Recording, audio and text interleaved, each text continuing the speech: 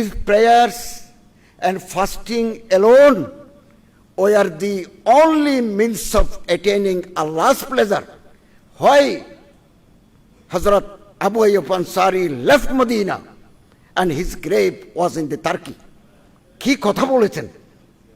আমি নিজ ইতিহাসের ছাত্র, তার কথা শুনে তো আমার অন্তরে জ্বালা তৈরি হয়েছে, শ্বাস তৈরি হয়েছে। দুনিয়াতে কোনো ফিতনা আসলে তুই ইশারে সে বতা দে দি হে তুরবত মেরি, আমার মাটি আমারে বলে, কবরের মাটি বলে দুনিয়ার উপর ফিতনা এসেছে। আমরা বুড়ো হয়ে গেছে, বেশি দিন দুনিয়াতে আর থাকবো না, সময় একেবারে ঘনিয়ে আসছে, নানা জটিলতায় আক্রান্ত। আমি আশাবাদী, আমরা দেখে যেতে না পারলেও এমন একদিন আসবে বাংলাদেশের সিরাতের আদর্শে একটা কল্যাণ রাষ্ট্র প্রতিষ্ঠিত হবে। আজকের এই মনজ্ঞ সেমিনারের মহতরম সভাপতি, মহান জাতীয় সংসদের মাননীয় বিরোধী দলীয় নেতা, মাননীয় সংসদ সদস্যবৃন্দ, বিজ্ঞ নিবন্ধকার, সুধীমণ্ডলী,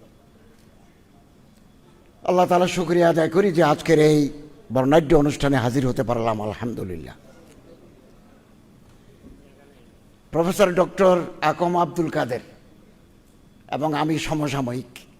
আজ থেকে 43 বছর আগে আমরা চট্টগ্রাম বিশ্ববিদ্যালয়ের শাহজালাল হলের 107 নম্বরে থাকতাম।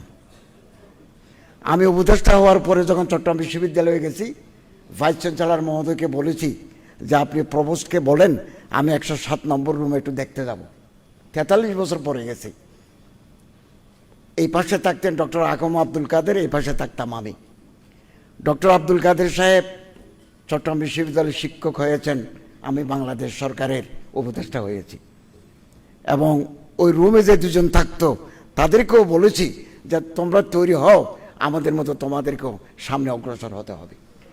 এবং প্রফেসর আব্দুল কাদের সাহেব অত্যন্ত মেধাবী, ভার্সাটাইল জিনিয়াস, সারাদিন পড়াশোনা করতেন। আমি তো অনেক সময় ঘুমাতাম।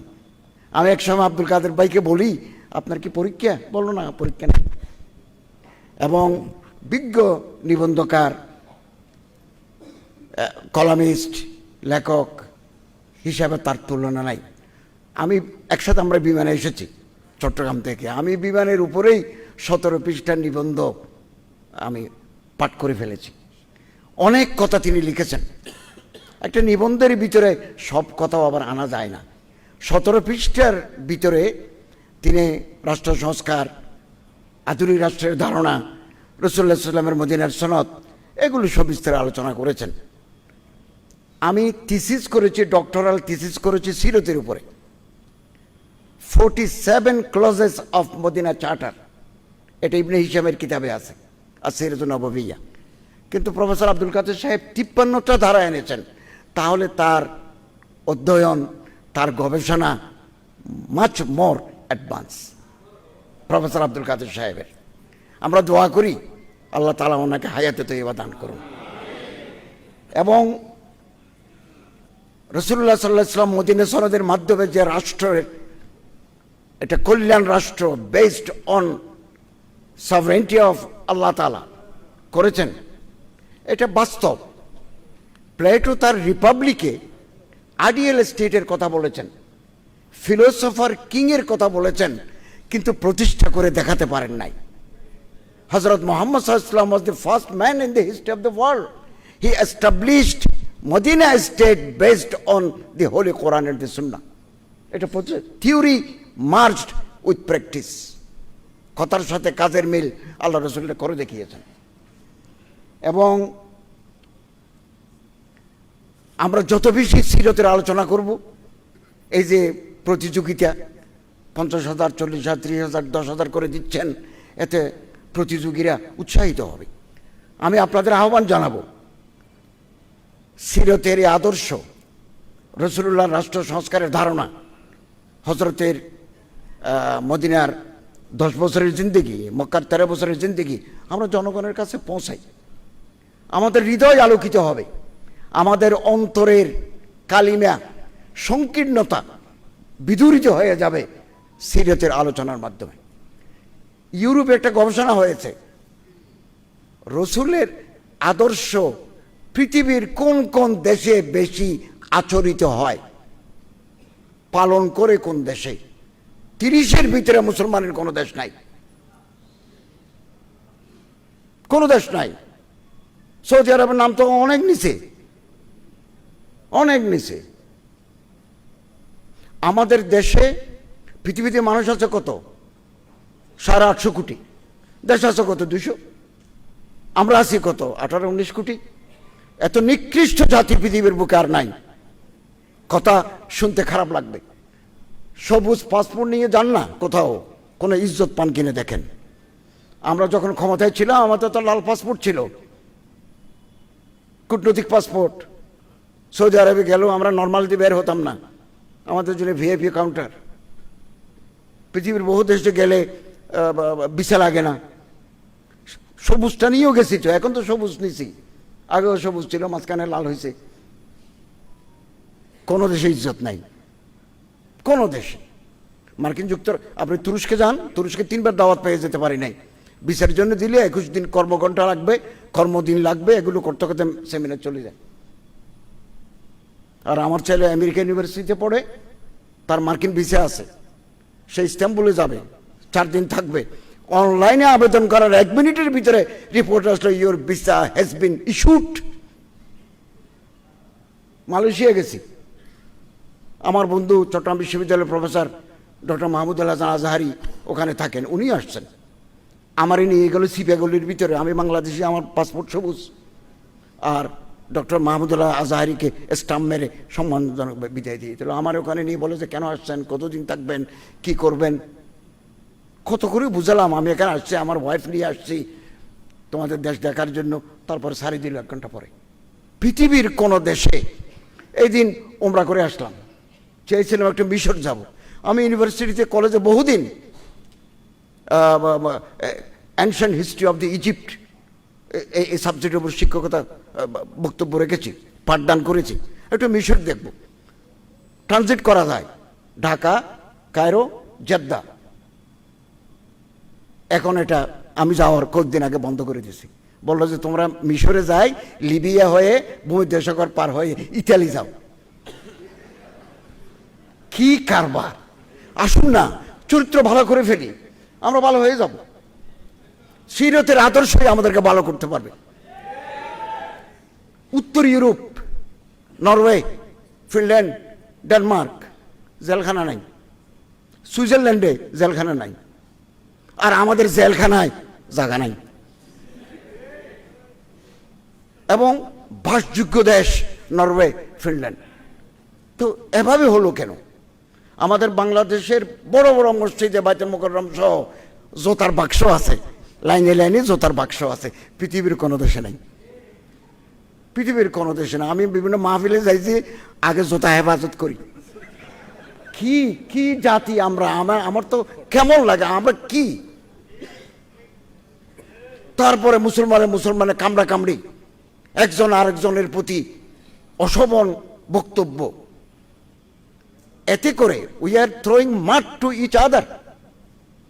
এতে পানি গোলা হয়ে যাচ্ছে। পানি গোলা হলে শত্রুদের পক্ষে গোলা পানিতে মাছ শিকার করা সহজ। To catch the fish in trouble water it will be easy.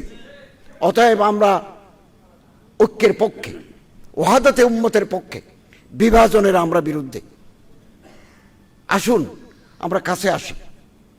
আমাদের অন্তরটা ছোট।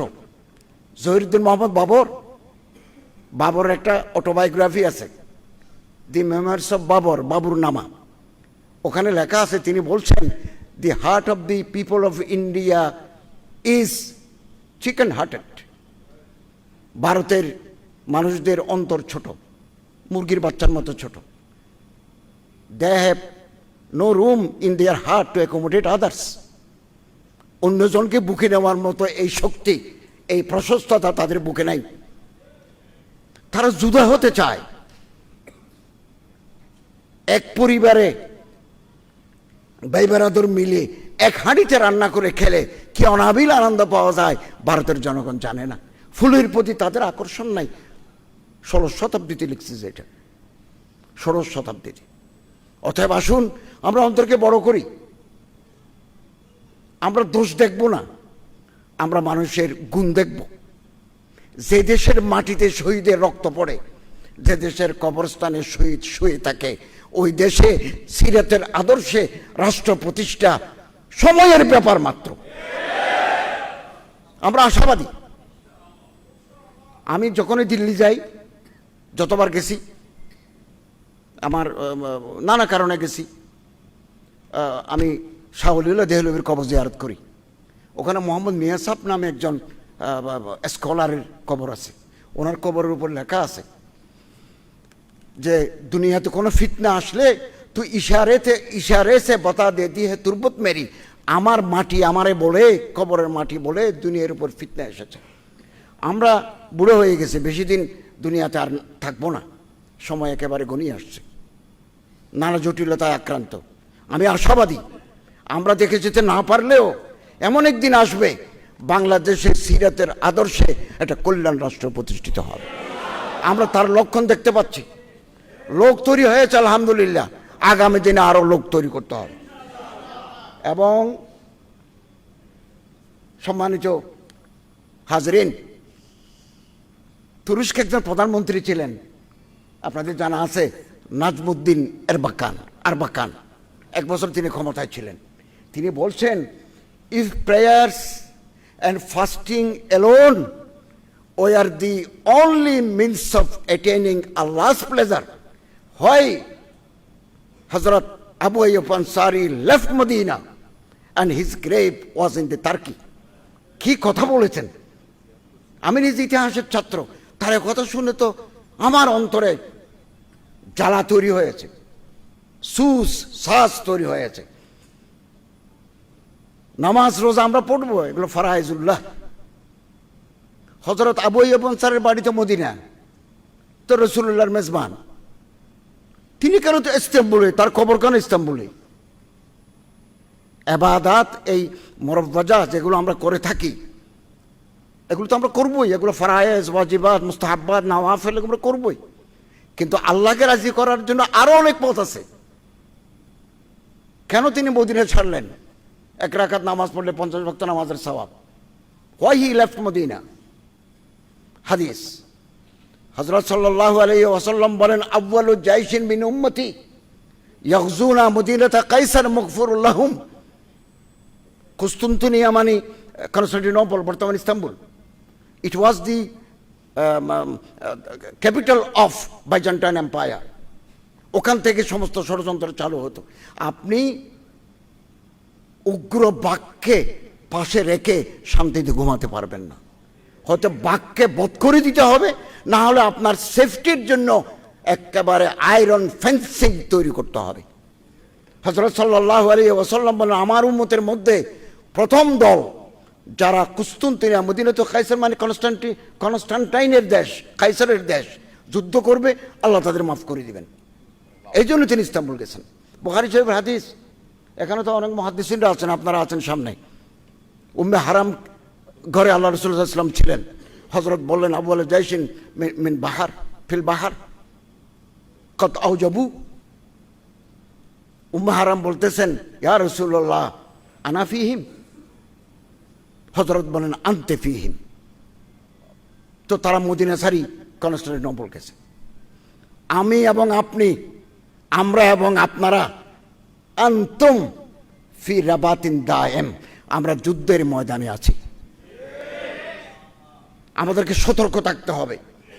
আমি ইতিহাসের ছাত্র হিসেবে যখন দেখি এক দল আরেক দলের বিরুদ্ধে, এক মুসলমান আরেক মুসলমান বিরুদ্ধে, আলেম আরেক আলেমের বিরুদ্ধে খুব বিশ্রী ভাষায়, অশালীন ভাষায়, গায়রে মুহাজ্জাব ভাষায় আক্রমণ করে, আমার মনে হয়, আমার তখন ধারণা হয় তৃতীয় কোনো শক্তি এখানে খেলতে নেমেছে কিনা। আমাদেরকে সতর্ক থাকতে হবে। ইনশাআল্লাহ আজিজ, সফলতা আসবেই আসবেই আসবেই। এবং সিরতের আরেকটা আলোকিত দিক, ইন্নাল কুওয়াতা আর রামিউ, দূর থেকে মারা, দূর থেকে নিক্ষেপ করা, থ্রোয়িং টু দি রিমোটেস্ট কর্নার। হযরত বলেন, আল্লাহ মান আলিমার রামিয়া সুম্মা নাসিয়া ফালাইসা মিন্না, দূর থেকে মারার টেকনোলজি সে ভুলে গেল, সে আমার উম্মত নয়। আজকে ইরান দূর থেকে মারার প্রযুক্তি হাতে নিয়েছে।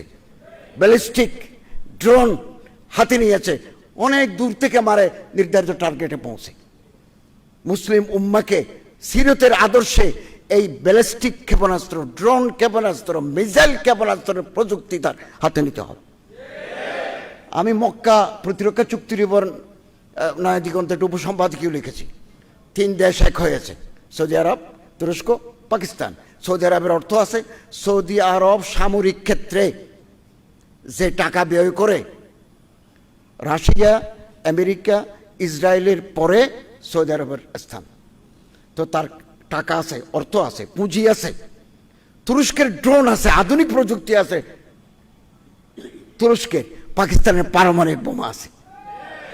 এখন মিশরও যদি যোগ হয় তাহলে তো একটা থার্ড পাওয়ার তৈরি হয়ে যাবে। এবং আরব দেশকে পাশ্চাত্য যে প্রতিরক্ষা সুরক্ষা দিতে পারে নাই, মক্কা চুক্তি তার প্রমাণ। অতএব আমরা আশাবাদী হব, আমরা বিলকুল হতাশ হব না। আল্লামা ইকবাল বলেন, না উম্মীদ ন হো আই ইকবাল আপনি কিস্তে বয়রা আছে, যারা নুম হে তুই বেটি বড়ে যার খাইছে হে সাখি। আমার যে বাগান আছে, আমার যে বিটা আছে, ওখানে আগাছা জন্মেছে। আমি আগাছা জন্মানোর কারণে আমি হতাশ হলে চলবে না। আগাছা আমার কাটতে হবে, মাটি চাষ দিতে হবে, পানি ডালতে হবে, ঘাম দিতে হবে, প্রয়োজনে বুকের তাজা রক্ত দিতে হবে। এই মাটি যদি ভিজে তো বড়ে যার খাইছে হে সাকি, তাহলে সোনার ফসল পড়বে আমাদের পিঠায়। আমাদের মাতৃভূমি বাংলাদেশে অনেক শহীদের রক্তে রঞ্জিত হয়েছে এই দেশ। অনেকে অনেক কবরস্থানে শহীদ শুয়ে আছে এই 54 বছরের ইতিহাসে। জুলাই বিপ্লবেও অনেক শহীদ, আমি নিজে কবর জিয়ারত করেছি, বিভিন্ন জায়গায় গেছি, আহতদের দেখতে গেছি।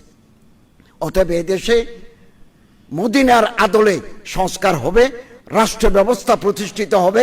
তৈরি থাকুন। আল্লাহু ওয়ালিয়ুত তৌফিক, হুয়াল মুওয়াফফিক ওয়াল মুঈন।